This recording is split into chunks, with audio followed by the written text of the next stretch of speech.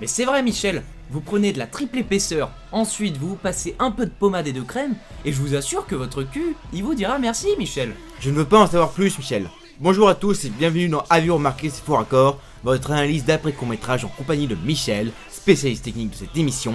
Bonjour Michel. Et bonjour Michel, un problème d'ombre, un pistolet trop voyant, rien ne m'échappe. Et aujourd'hui Michel, on regarde le premier court-métrage de Noah Rosa. Ouais, c'est une parodie de Snatch. Et on y va, avant que les Allemands arrivent. On te suit mon petit. Attendez Michel, j'aimerais bien commencer cette fois-ci. J'ai une petite anecdote et vous allez voir, je vais vous étonner. Très bien Michel, allez-y. Alors pour la petite anecdote, la musique d'intro du film est Compared to What de Roberta Flack. But compared to what? Et alors Michel, on s'en fout un peu? Bah attendez Michel, c'est la même musique d'intro du film The Man from U.N.C.L.E. du réalisateur Guy Ritchie qui a justement réalisé le film Snatch de 2000, dont est inspiré ce court-métrage.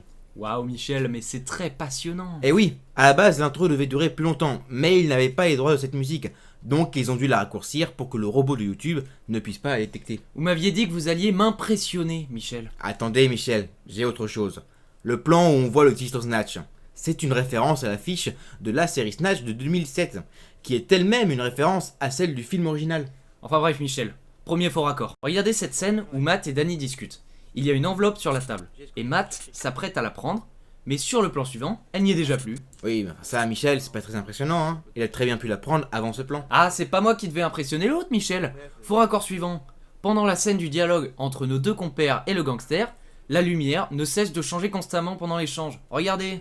Ouais, mais ça Michel, c'est normal, hein. C'est la lumière du soleil qui fait ça. Ça montre la durée de l'échange. D'ailleurs, pour l'anecdote, Victor parle de donner à manger à ses cochons s'il ne se fait pas rembourser. Comme faisait le méchant dans le film Snatch, tête de brique. Ah mais vous faites chier Michel.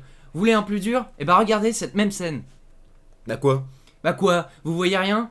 Bah non, je vois rien. En haut à gauche, sur la tête de Danny. Eh bah c'est pas la tête de Danny, c'est pas sa joue, c'est le coude du perchman. Ah ouais, très bien trouvé ça Michel, c'est très fort ça. Ouais je sais, et je m'aime mieux durant cette scène. Décidément ils ont dû galérer à la tourner. Sur ce plan là, on peut voir l'ombre de la perche sur Victor.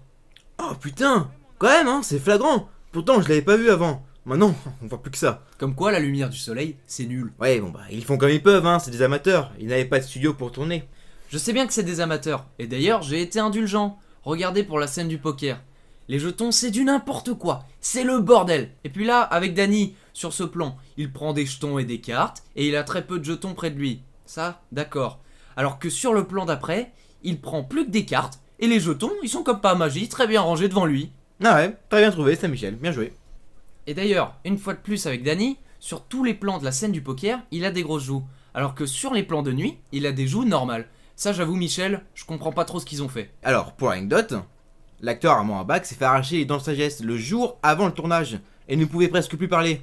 Mais ils ont quand même tourné car durant la scène du poker, l'acteur n'avait pas de grosses répliques. Pareil pour la scène de l'échange avec Victor dehors, c'est le même jour. Ah d'accord Michel, je savais pas ça. Ah, vous voyez que je peux quand même vous impressionner et vous apprendre des trucs. Impressionné c'est pas le mot, je dirais plutôt anecdoté. Ce mot n'existe pas Michel. Mais bon, pour continuer avec Danny, ce personnage s'appelle comme ça en référence à Danny Ocean, interprété par George Clooney dans la trilogie des Oceans, dont est fan le réalisateur de ce court-métrage.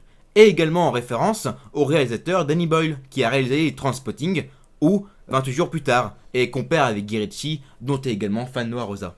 Ok mais ça, la voix off de Matt nous l'explique déjà un peu. Oui, et en parlant de Matt, s'il s'appelle comme ça, lui, c'est en référence au chanteur anglais du groupe Muse, Matthew Bellamy, dont est fan le père fictif de Matt, qui est un manouche anglais, car dans l'œuvre originale, ça tournait principalement autour de manouche anglais.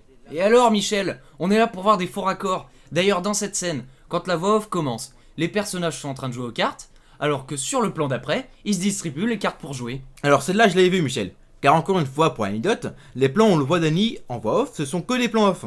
C'est-à-dire que ce n'était que des plans test, mais le réalisateur trouvait que ça rendait bien, alors ils les ont gardés. Et en fait, vous me volez carrément mon travail Michel. Ah, pas du tout, Michel, je raconte juste des références et des anecdotes de tournage. Et vous faites les faux raccords. Allez-y, Michel, continuez. Bien, revenons à la scène juste avant le poker. Regardez, Matt a l'arme en main, puis vise Danny et baisse aussitôt son arme. Mais sur le plan d'après, l'arme est encore dans le champ de Danny, et pointée sur lui. C'est un arrangement au montage. Ah, très bien trouvé ça, Michel. Merci. Et est-ce que je peux faire encore une référence, s'il vous plaît, Michel? Ok, allez-y. Alors, durant tout le film, il y a deux phrases qui reviennent souvent. C'est... Braco, tu rates. Et... Alors vous en êtes ou pas? Tu en es ou pas? T'en es ou pas? La première est le sous-titre du film original Snatch, et la deuxième est le sous-titre de la série du même nom, qui est à peu près la traduction en français de You In or You Out. Puis le dialogue avec le pistolet est un copier-coller du film, comme également cette scène. Combien demandez-vous? Rien du tout. Ok, alors que demandez-vous? Combien vous en demandez? Rien du tout. Ok. Alors, qu'est-ce que vous demandez? Ouais, super Michel. Mais moi aussi j'en connais des anecdotes de tournage. Laissez-moi finir. Pour la scène du braquage, quand il rentre dans le garage, le plan a été inversé. On peut le voir car Danny, avec la tête de cheval, ne tient pas son arme de la même main.